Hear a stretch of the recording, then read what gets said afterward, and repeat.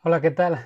Hace 2 semanas estuvimos revisando en el libro de Juan el capítulo 4 y bueno, terminamos, hicimos una pequeña pausa la semana pasada y hoy vamos a retomar este estudio del Evangelio de Juan. Estamos en el capítulo 5 y bueno, vamos allá.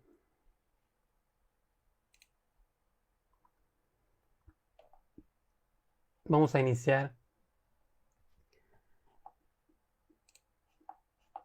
El título de este capítulo es El paralítico de Betesda. Dice: después de estas cosas, había una fiesta de los judíos y subió Jesús a Jerusalén. Y hay en Jerusalén, cerca de la puerta de las ovejas, un estanque llamado en hebreo Betesda, el cual tiene 5 pórticos. Como habíamos mencionado anteriormente, cuando estábamos iniciando en los primeros capítulos del Evangelio de Juan, vemos que la ciudad de Jerusalén tenía un muro, era una ciudad amurallada. Ya lo habíamos mencionado también en el breve comentario que hicimos sobre el Salmo 46. Y esa muralla tenía varias puertas, tenía varios accesos, ¿no? Entonces, en este punto vemos que Jesús sube a Jerusalén y está pasando por esta puerta que se llama la puerta de las ovejas. Eh, Vemos también que era una puerta por la cual los sacerdotes y los que ministraban en el templo introducían las ovejas que iban a hacer para el sacrificio, para la ofrenda a Dios, ¿verdad? Sin embargo, vemos que esto no se estaba haciendo así. En realidad estaban haciendo, como habíamos visto en capítulos anteriores, un negocio con respecto a todo esto de la purificación. Eh, con respecto, perdón, a todo esto de presentar el animal limpio. Entonces, bueno, en esta puerta estaban aquí muchas personas, como lo vamos a ver en la continuación. También se menciona con respecto a las puertas, si tienen oportunidad ahí en sus Biblias, en el capítulo 12 de Nehemías, cuando terminan la reconstrucción de esta muralla.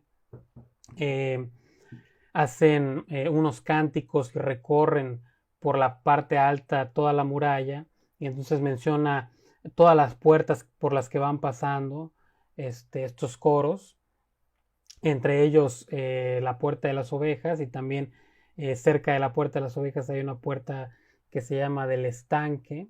Entonces vemos aquí que que está ese estanque, ¿verdad? Que nos está mencionando, como lo veíamos en el capítulo 12 de Nehemías. Si tienen oportunidad más adelante, lean este capítulo. Aquellos que tienen el estudio de la verdadera reconstrucción, bueno, pues ya más o menos saben de lo que estoy hablando. Y si no lo tienes, bueno, permíteme recordarte, el estudio es una manera muy completa de seguir profundizando en ese conocimiento de Dios y de su palabra. Entonces, si no lo tienes, pues pídelo. Eh, Continuamos el versículo 3. Dice: en, est en estos yacía una multitud de enfermos, ciegos, cojos y paralíticos que esperaban el movimiento del agua, porque un ángel descendía de tiempo en tiempo al estanque y agitaba el agua, y el que primero descendía al estanque después del movimiento del agua quedaba sano de cualquier enfermedad que tuviese. Así es. Entonces vemos, pues como ya mencionábamos, estaba este estanque que tenía esas aguas con propiedades curativas, ¿no? Y había un hombre ahí. Vemos que dice el versículo 5: y había un hombre que hacía 38 años que estaba enfermo.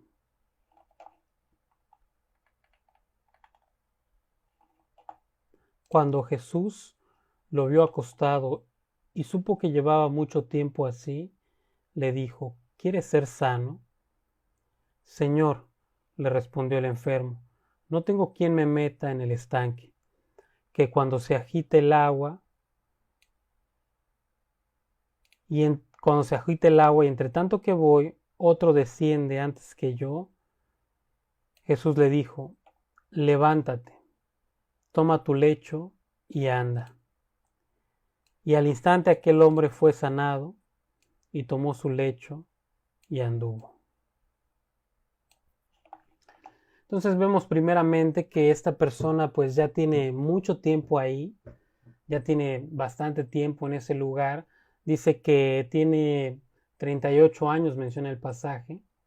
Y bueno, es suficiente tiempo como para que todos los que pasaban por ese lugar se dieran cuenta que este hombre allí estaba, que su enfermedad era real, que en realidad estaba tirado, que le era pues imposible prácticamente moverse y mucho menos ir hacia este estanque, ¿no?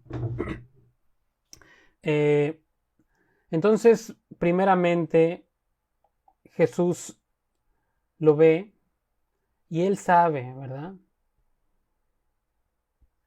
Él sabe lo que está pasando.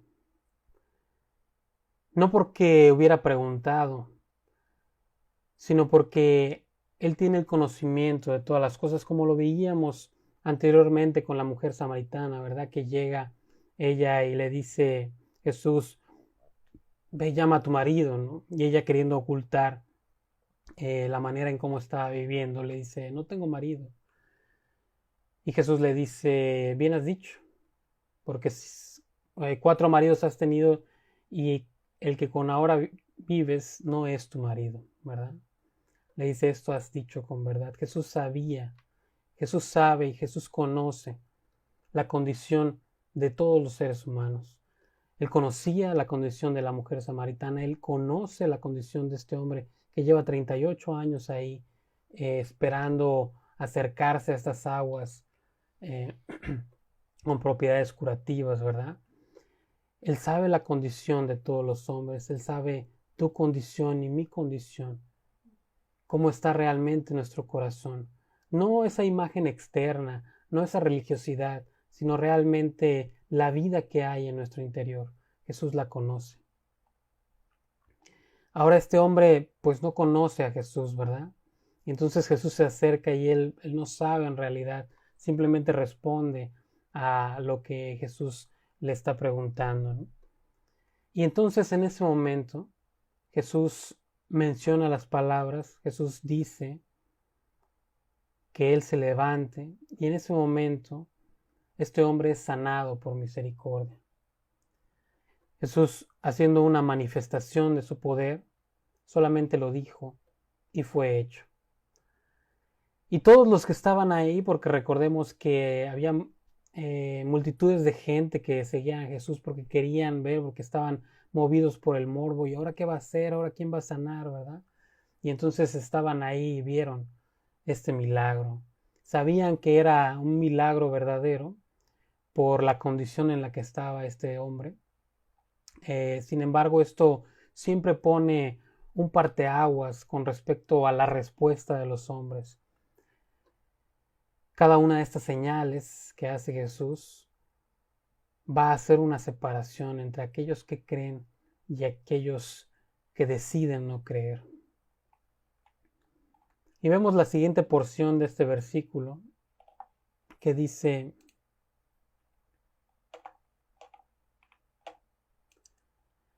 y era día de reposo aquel día, ¿verdad? Recordemos que habíamos mencionado en el video que subimos ayer el Shabbat, el descanso, como bien lo mencionamos en Génesis 2, es un cese a las actividades, ¿verdad? Vemos también en Éxodo capítulo 20, versículos del 8 al 11, dice: acuérdate del día de reposo para santificarlo. 6 días trabajarás y harás toda tu obra, mas el séptimo día es reposo para Jehová tu Dios. No hagas en él obra alguna, tú, ni tu hijo, ni tu hija, ni tu siervo, ni tu criada, ni tu bestia, ni tu extranjero que está dentro de tus puertas. Porque en 6 días hizo Jehová los cielos y la tierra, el mar y todas las cosas que en ellos hay, y reposó en el séptimo día.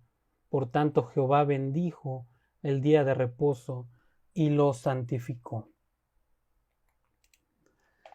Entonces, aquí se menciona con respecto a lo que Dios quiere que las personas hagan en este tiempo, en este descanso, en este día de descanso. Dios no quiere que las personas trabajen, Dios quiere que se queden en su casa. Pero en este pasaje Dios no hace referencia a algo específico con respecto al trabajo, ¿verdad? Sin embargo, los maestros en Israel, todos estos fariseos y religiosos, empezaron a tratar de definir lo que es el trabajo, y esto siempre va a suceder. Siempre Dios ha establecido las leyes y conductas que Él espera de los seres humanos, ¿verdad? Pero siempre los seres humanos, en su falta de carácter, en esa falta de capacidad, en esa impotencia y en esa naturaleza caída en la que nos encontramos, somos incapaces de cumplir ninguno de los requerimientos que nos expone la palabra de Dios, y en este caso el Antiguo Testamento. Entonces, ¿qué hacen? Empiezan a poner reglas, ¿verdad? Como no pueden cumplir esta ley, este mandato, empiezan a poner reglas y leyes y estatutos y muchas más cosas que a final de cuentas son cosas que se les ocurren, que les vienen a la mente. No, pues Dios dijo que no hay que trabajar, entonces, ¿qué significa trabajar? Pues no sé. Entonces vamos a inventar para no llegar a quebrantar ese mandamiento, vamos a poner reglas, decían, para que no lleguemos hasta ese grado de quebrantar el mandamiento, ¿no? Entonces, en su afán de poner todas estas reglas, llegaron a poner 39 actividades prohibidas con respecto a esta palabra que Dios decía que no trabajes, ¿verdad? Que Dios decía que ceses tu actividad. Entre ellas estaba que no podías caminar distancias mayores a 1,5 kilómetros. Entre ellas estaban que tampoco podías cargar cosas. Por ejemplo, los escribas, como su trabajo era redactar la ley, si ellos agarraban una pluma, estaban quebrantando esos mandamientos, ¿no? Entonces, cosas tan absurdas a tal grado de llegar digamos, a poner cargas muy pesadas, y hacían estas reglas tan importantes, incluso más importantes que lo que Dios mencionaba en su palabra. El propósito de que las personas descansaran es realmente que reflexionaran sobre su vida. Actualmente el enemigo se ha encargado, el diablo se ha encargado de día con día hacer la vida más difícil, ¿verdad? Día con día hacer la vida más complicada, más cara. Ahora vemos con esta contingencia que estamos viviendo que se ha reducido en gran parte el ingreso de muchas personas, y esto hace cada vez más difícil el acceso a los alimentos y a todo lo que cada quien necesita, ¿verdad? Entonces esto nos tiene en una espiral, en una ansiedad que no nos deja pensar, que no nos deja bajar la velocidad, ¿verdad? Y lo que quería Dios en estos tiempos era que el hombre cesara todas las actividades, que se detuviera, que se quedara en su casa, que se quedara tranquilo y que meditara con respecto a todo lo que había hecho Dios en su vida. Entonces ponían todas estas reglas, ¿no? Vemos el siguiente versículo del capítulo 5 de Juan. Dice el versículo 10. Entonces los judíos dijeron a aquel que había sido sanado: es día de reposo, no te es lícito llevar tu lecho. Qué impresión, ¿no? El lecho era una especie de tapete que, digamos, una persona que tenía dificultad de moverse era asistido por otra. Y entonces, pues imagínate, cargando a un enfermo, pues no te quedaba mucho espacio de movilidad o de fuerza, tenías que usar pues la mayor parte de tu fuerza para cargar a la persona. Entonces, el lecho era una especie de tapete muy ligero que enrollado podía ser fácilmente cargado por aquel que asistía al enfermo, ¿verdad? Pero ellos habían puesto todas estas reglas y una de ellas decía que no podías cargar nada, ¿no? Entonces ni siquiera el lecho lo podías cargar. Estabas infringiendo la ley que ellos habían puesto, ¿verdad?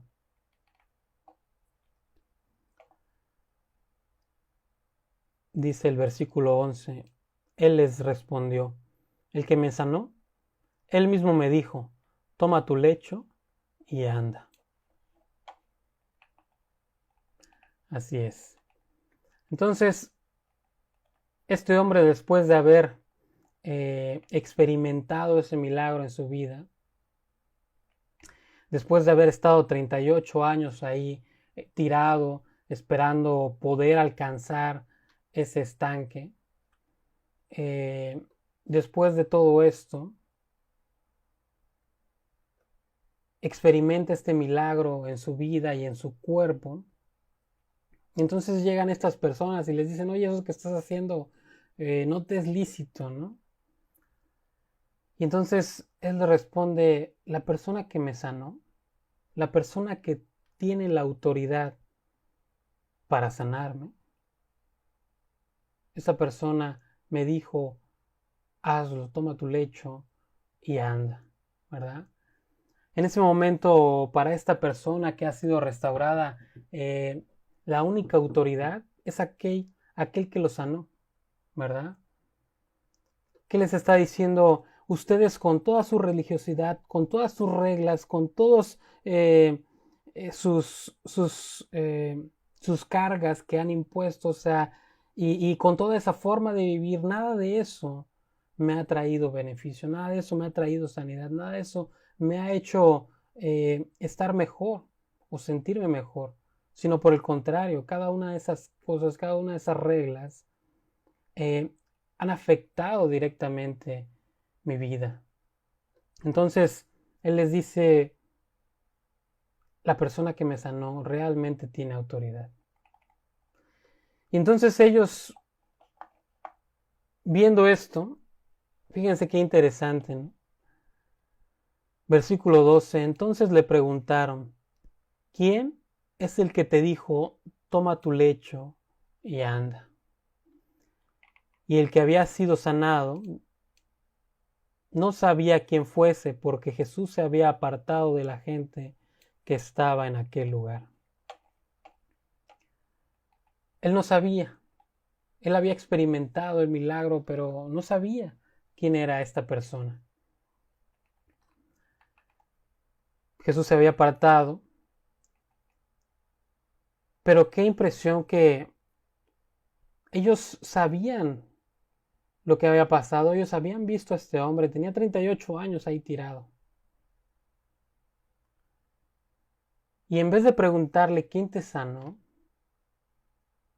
quién hizo este milagro, quién te hizo este bien, quién te ayudó de esta manera, no, lo único que hacen es que lo ven andando ahí caminando como si nada y le dicen, oye, eso que estás haciendo está mal, ¿no?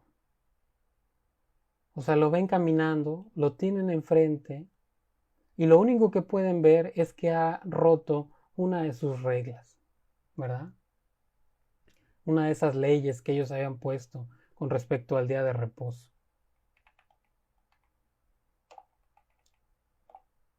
Vemos en el siguiente versículo, versículo 14 dice, después le halló Jesús en el templo y le dijo, mira, has sido sanado, no peques más para que no te venga alguna cosa peor. El hombre se fue y dio aviso a los judíos que Jesús era el que le había sanado. Fíjate qué impresión. Jesús había hecho una misericordia con él, Jesús le había hecho un bien.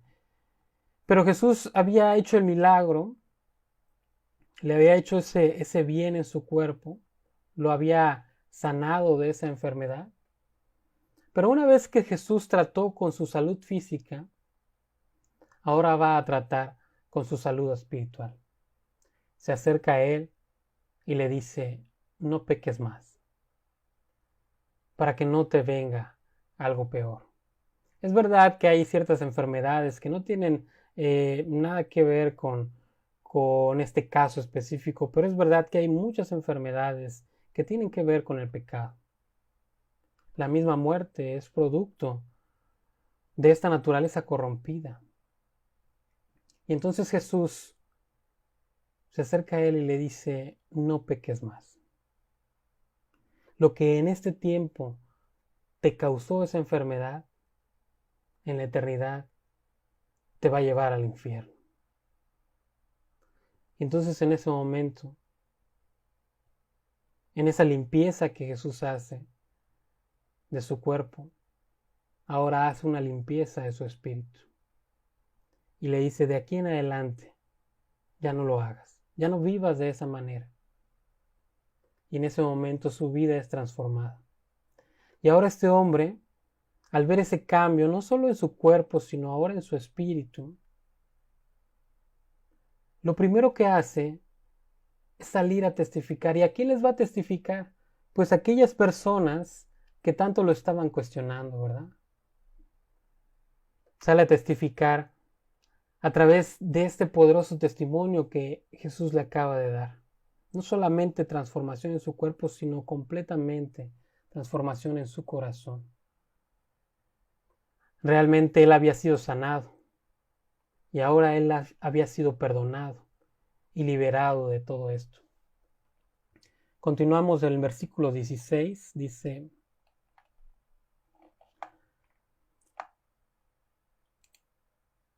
y por esta causa los judíos perseguían a Jesús y procuraban matarle, porque hacía estas cosas en el día de reposo. ¿Sí? No porque hacía el milagro, sino porque trabajaba en día de reposo, ¿no?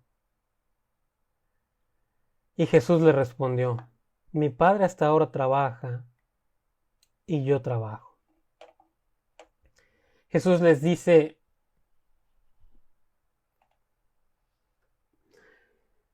que si ese es el cargo que le están haciendo, si lo están acusando de estar quebrantando la ley, de estar trabajando en el día de reposo, entonces en realidad de lo que lo están acusando es de hacer el bien. ¿Por qué? Porque también están acusando a Dios. ¿Por qué les dice esto? Porque como veíamos en Génesis capítulo 2, versículos 2 y 3, Dios establece el día de reposo, pero no porque esté cansado. Dios establece el día de reposo con respecto a la creación que acaba de hacer. Dios no se cansa. Dios no necesita reposar. Dios no necesita descansar. Incluso ellos mismos aceptaban que Dios seguía trabajando. ¿Por qué? Porque Él seguía sosteniendo el universo y sustentando la creación. Jesús les dice: me acusan por haberle hecho un bien a un hombre. Y Dios todos los días le hace bien a todos los hombres. Si me acusan de romper la ley, también acusan a Dios de romper su propia ley. Porque Dios es el que ha hecho todo. Y esta obra buena, por supuesto que también es de Dios. Vemos el versículo 18, dice: por esto los judíos aún más procuraban matarle, porque no solo quebrantaba el día de reposo, sino que también decía que Dios era su propio Padre, haciéndose igual a Dios. Esto es muy interesante porque cuando nosotros decimos quién es nuestro papá, ¿no? Digamos, mi papá o yo soy hijo de mi papá, en realidad eso no presenta ninguna, digamos, ninguna forma de decir que soy igual a mi papá, ¿verdad? Porque aunque mi papá es mi papá, pues soy una persona diferente, ¿verdad? Pero ellos dicen que Jesús está haciendo igual a Dios. ¿Y cómo es esto? Bueno, la palabra que Jesús está usando aquí es la palabra que Dios usó cuando se le presentó a Moisés en la zarza ardiente. Dios le dijo, yo soy el que soy. Y cuando Jesús le responde, mi Padre hasta ahora trabaja y yo trabajo, Él está usando el nombre de Dios. Está diciendo que Él mismo es Dios. ¿Lo entienden? Lo entienden perfectamente. Entonces, esto hace que estos líderes se llenen de ira y de frustración y busquen matar a Jesús. ¿Por qué? Porque solo hay dos opciones. Una de dos. O Jesús es realmente quien dice que es, o está loco, o es un mentiroso, es un desquiciado, ¿verdad? O es realmente Jesucristo, Dios, o todo lo contrario, ¿verdad? Y en este momento, en esta situación que están viviendo, Jesucristo les ha demostrado con estas señales que hemos visto que Él es Dios. Les ha demostrado que Él no ha quebrantado ninguna ley que Dios haya puesto. Sin embargo, todas estas señales ni siquiera las toman en cuenta. Vieron al hombre caminando y no tomaron en cuenta que se había hecho un milagro. Jesús les manifiesta la realidad aquí y han decidido en su corazón que no van a creer. Hemos visto en los 4 capítulos que hemos revisado anteriormente cada uno de estos puntos en los que Dios manifiesta, en los que Jesucristo manifiesta su deidad. A veces nos ponemos a pensar con respecto a algún familiar, algún amigo y decimos o pensamos, ¿cuántas pruebas serán suficientes para que tal o cual persona reconozca a Jesús? Bueno, déjame decirte que no importa cuántas pruebas tú le presentes a esa persona. La incredulidad forma parte de la voluntad. El que decide no creer lo ha hecho de su propia voluntad y se aferra a su incredulidad. Y no importa qué tantas pruebas presentes. Si ha decidido no creer, ya está decidido. Y buscará cualquier excusa, cualquier teoría, cualquier historia, cualquier leyenda, cualquier cosa contraria, con tal de negar la realidad de Dios y la realidad de Jesucristo. Porque si Jesucristo es quien dice ser, entonces estamos en problemas, ¿verdad? Si no lo aceptamos, si no lo reconocemos, si no lo recibimos. Si Jesucristo es verdad, si Él es verdadero, entonces todo lo que Él dice es verdad. Muchas veces, muchas personas podrán argumentar muchas cosas con respecto a la palabra de Dios. Y podrán negar, por ejemplo, el principio, ¿no? Podrán negar la creación. Podrán aferrarse a todas estas teorías evolucionistas que presentan una realidad alternativa para negar la existencia de Dios. Podrán afirmar inclusive que el universo ha existido siempre y eternamente, ¿verdad? Podrán adjudicarle al universo todas las características de Dios con tal de negar a Dios. Podrán hacer muchas cosas, pero no pueden negar que Jesucristo vino, se encarnó, vivió una vida como hombre, pero sin pecado.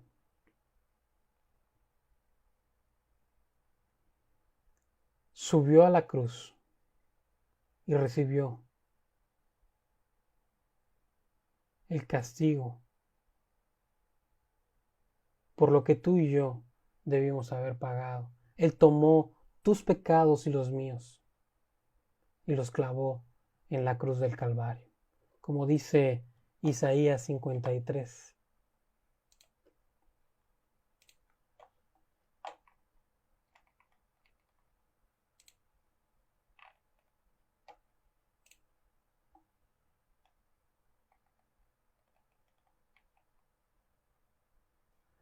Ciertamente, llevó Él nuestras enfermedades y sufrió nuestros dolores.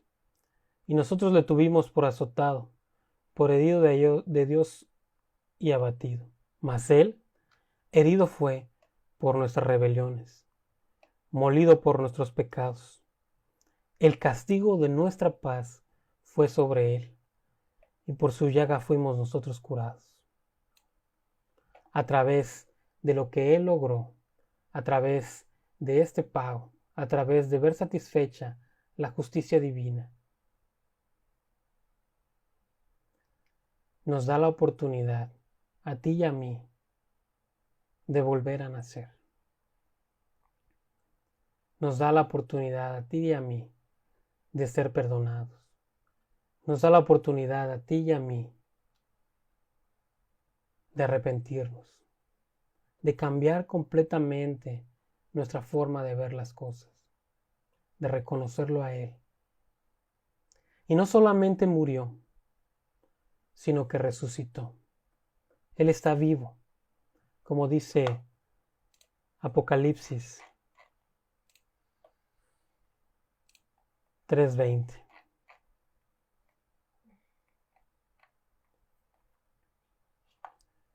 He aquí, yo estoy a la puerta y llamo. Si alguno oye mi voz y abre la puerta, entraré a él y cenaré con él y él conmigo. Dios ha establecido un tiempo en el que se va a encontrar con todos y cada uno de los seres humanos.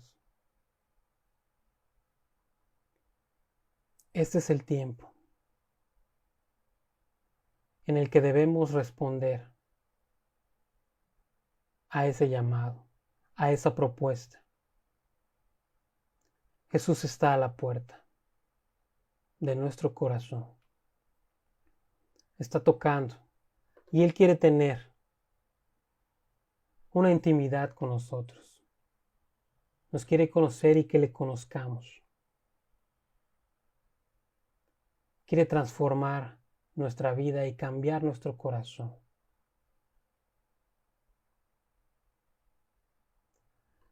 Si te has aferrado a tu incredulidad, tienes que reconocer sinceramente que no tiene ningún sentido. El verdadero propósito, la verdadera razón de la vida, la encontramos en Jesucristo. La razón de la vida es Él. La verdad de la vida es Él. El propósito de la vida es Él. Y en Él, a través de su voluntad, encontraremos el propósito por el cual fuimos creados. Si tú en este tiempo quieres hacer a un lado tu incredulidad, y acercarte confiadamente a Jesús, Él te va a estar esperando, Él está a la puerta. Y lo único que tienes que hacer es abrir la puerta, reconocer que has vivido de una manera contraria. Al igual que ese hombre que estaba 38 años ahí tirado, había vivido de una manera contraria. Pero Jesús te quiere limpiar, Él te quiere transformar, Él quiere hacer de tu vida algo nuevo. Y lo único que tienes que hacer es aceptarlo reconociendo que has vivido de manera contraria, pidiéndole perdón por tus pecados y pidiéndole a Él que entre a tu corazón y que reine en tu vida. Si lo quieres hacer, solo tienes que acompañarme en esta oración. Vamos a inclinar nuestros rostros, a cerrar nuestros ojos para concentrarnos. Y repite esta oración ahí en el interior de tu corazón. Y si lo haces de manera sincera, Él va a escuchar y va a entrar y te va a transformar y va a hacer de tu vida algo completamente nuevo. Vamos a orar. Padre, cuántas gracias te damos porque nos permites acercarnos a tu presencia. Padre, quiero pedirte que me perdones por todas mis faltas. Reconozco que he vivido contrario a ti, Señor, que he vivido mal, que he pecado, que me he alejado de ti.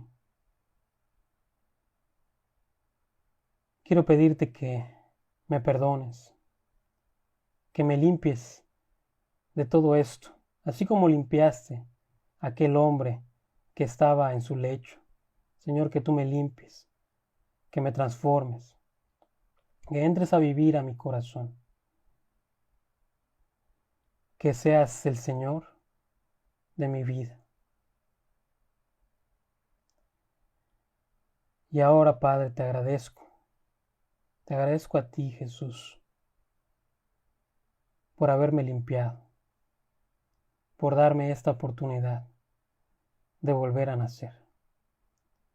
Te agradezco porque te pertenezco, Jesús, y te pido todo esto en tu nombre, en el nombre precioso de Jesucristo. Amén. Si lo hiciste, puedes tener la certeza de que Él ha escuchado, de que Él ahora está morando en tu corazón y que a partir de ahora Él te va a guiar. Él le va a dar propósito a tu vida y te va a permitir vivir por encima de tu vida, por encima de tus circunstancias, por encima de esa falta de carácter. Te va a permitir lograr el propósito por el cual fuiste creado. Muchas gracias y que Dios los bendiga.